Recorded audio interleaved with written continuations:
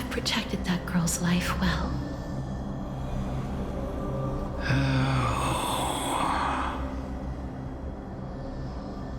Well, in that case, let me begin.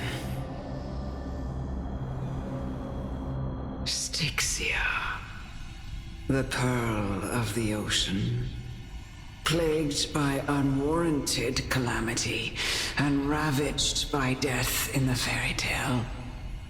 It was the first city-state to shift their faith towards death, even before Idonia did. From where you stand now, I suppose that's a bit hard to believe. Right? Indeed.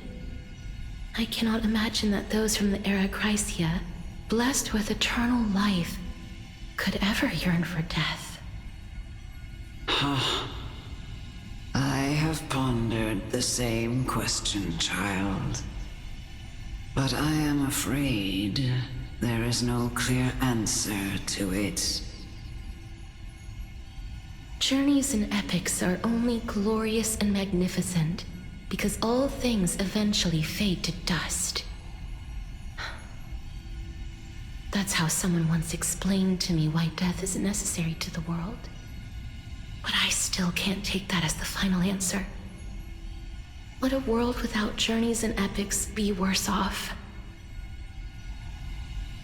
I take it the one who spoke this line was a general, or perhaps a warrior. I, however, did find some inspiration in these words. Would you like to hear my thoughts, Casterus? Please enlighten me, Lady Amonette. Though I have already made up my mind on how to handle the authority and core flame of death. Your words might truly guide me toward the path forward. You and I are neither warriors nor generals.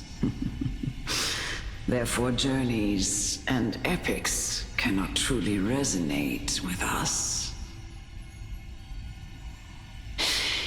But what if I reframe it like this?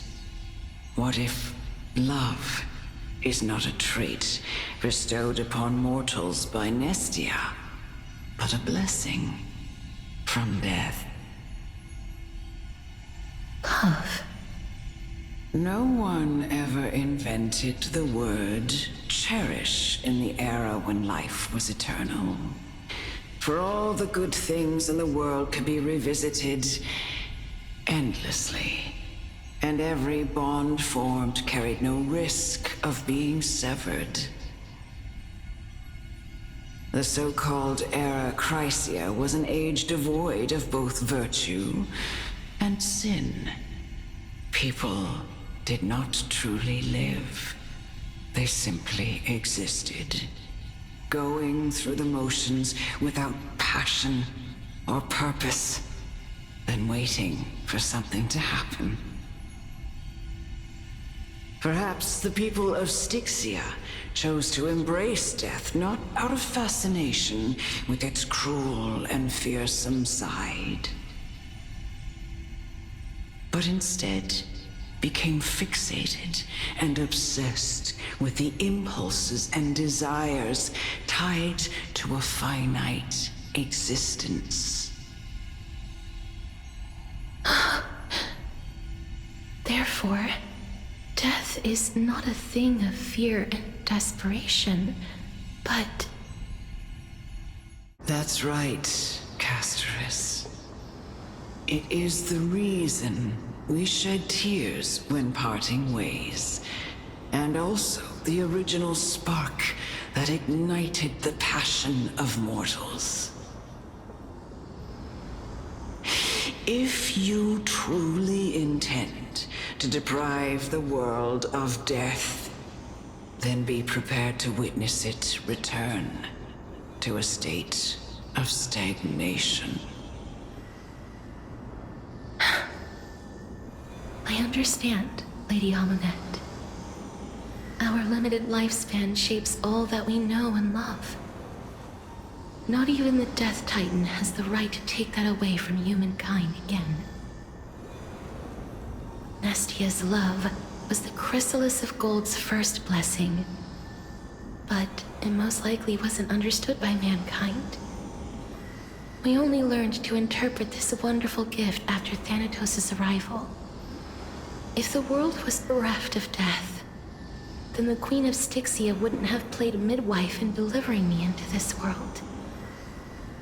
You wouldn't have welcomed me into Idonia, and Aglaya would never have invited me to join the Flame Chase journey. None of these stories would ever have happened, and I would never have lived, let alone found happiness. Thank you, Mother. I will use all the love I've experienced in this long life to complete the final miracle. My teacher, Anaxagoras, grant me the wisdom of all things. I call upon thee, the stripped dead dragon's corpse.